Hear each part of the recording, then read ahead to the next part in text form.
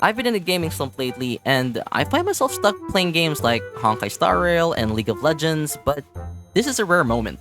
I know a lot of people will be reviewing this game and will have high expectations for it, but this game got my gears grinding when it was announced, and oh boy, was I ready. My body is ready. Sea of Stars is a role-playing game by Sabotage Studio released for PC, PlayStation 4 and 5, Xbox, and the Nintendo Switch. The game has you playing as Zale and Valere, who are Solstice Warriors. The game is pretty much your run-of-the-mill chosen warriors and save the world from an inexplicable threat trope, but Sea of Stars turns that trope into gold.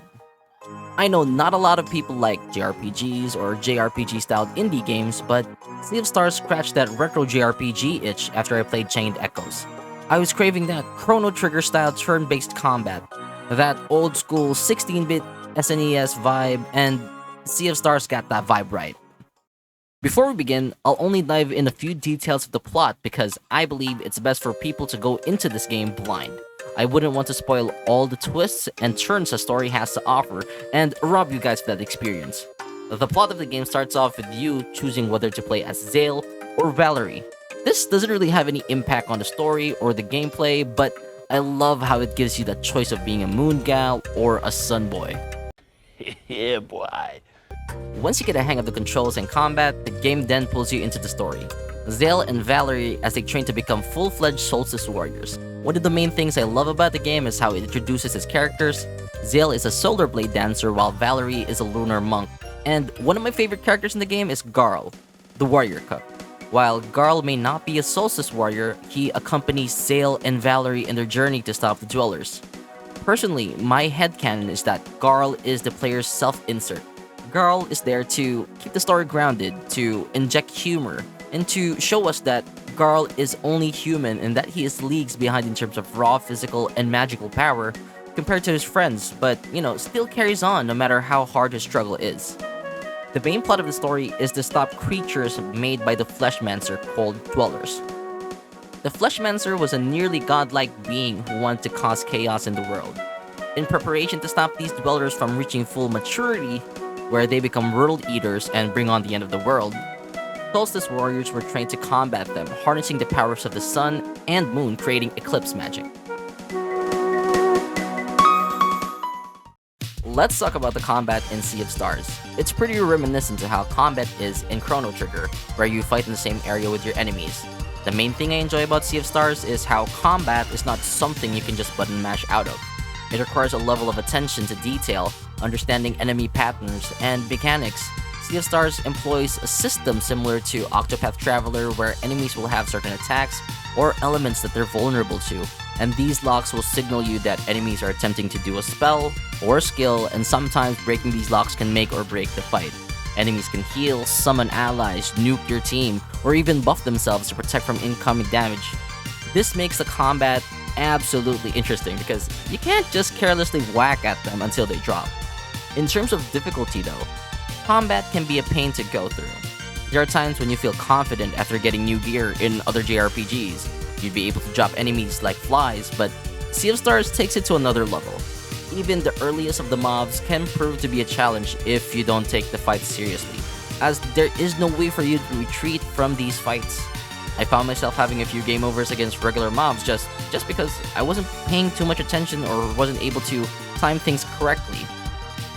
Speaking of timing, attacks can be timed to hit harder or to combo things similar to The Legend of Dragoon. God, I love that game.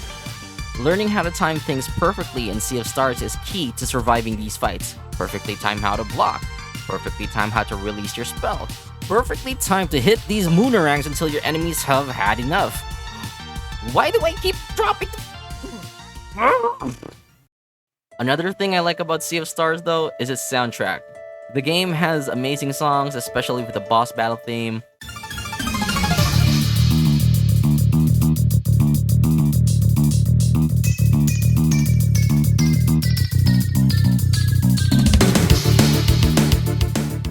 The overworld theme.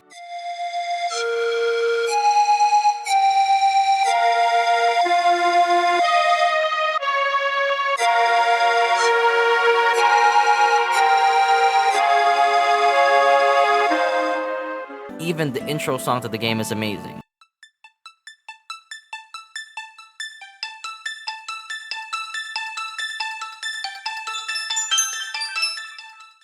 Fun fact about Sea of Stars is that Yasunori Mitsuda was part of the team who made the tracks for the game. Yasunori Mitsuda is known for his work in the Xeno series and the Chrono series, and man, the influence of his work can be seen in the Sea of Stars soundtrack. Now, if you love pixel art, Sea of Stars is amazing eye candy. The game is filled with amazing detail. The game successfully gives you that nostalgic retro feeling while still feeling modern yet artistic. The details in the characters' movements give them so much personality instead of like a typical same running animation for everyone in the party. The game also does its best with its interactable environment, with the use of puzzles to spice things up. Unlockable equipment and abilities will also help you later on in the game to uncover secrets and continue your journey in the previously blocked areas of the map. Sea of Stars has a lot to offer its players, such as minigames, collectibles, game modifiers, and secrets. If you remember my screams of pain from timing, there's a modifier that you can pick in the game that allows you to get hints when you perfectly time things. There are more of these game-affecting items, so you gotta keep an eye out for these if you want to streamline the game to how you want to play it. After praising this game for how refreshing and wonderful it is, let's talk about some of the things that I find a bit glaring. The first thing I'd like to point out is pacing. Sea of Stars has a great story, but sometimes when doing the main story and you want to progress further, you're thrown curveballs like fetch quests in areas you previously visited, just to push through with the narrative.